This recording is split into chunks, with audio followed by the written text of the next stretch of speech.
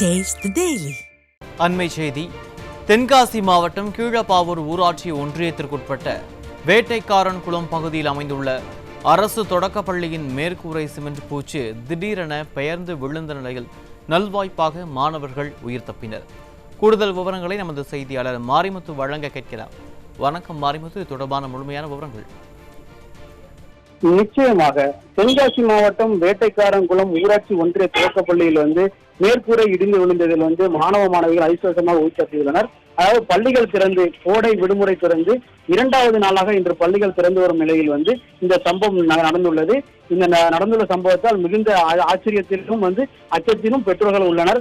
அதாவது தமிழக அரசு தமிழக அரசு தற்போது கோடை விடுமுறை முடிந்து பள்ளிகளை தரம் உயர்த்தவும் அந்த பள்ளிகளின் கட்டமைப்பு உள்ளிட்ட பல்வேறு விஷயங்களை சரி செய்யாமல் விட்டதற்கு இந்த பள்ளியின் மேற்கூரை இடிந்து விழுந்த சம்பவம் ஒரு உதாரணமாக கருதப்படுகிறது.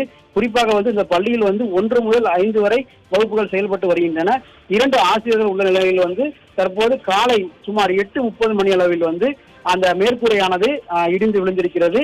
நல்வாய்ப்பாக மாணவ மாணவிகள் அதிக அளவில் பள்ளிக்கு அந்த நேரத்தில் செல்லாதால் உயிர் தப்பியுள்ளனர். தொடர்ந்து பள்ளி கல்வித்துறையும் தமிழக அந்த பல்விக்கல்வித்துறை சார்ந்த அமைச்சரும் பள்ளிகளை பற்றி கவலைப்படாமல் இருப்பதற்கு இந்த ஒரு சம்பவம் சான்றாக கருதப்படுகிறது. மேலும் இது போன்ற சம்பவத்தால் பெற்றோர்கள் மிகுந்த அச்சத்தில் உள்ளனர்.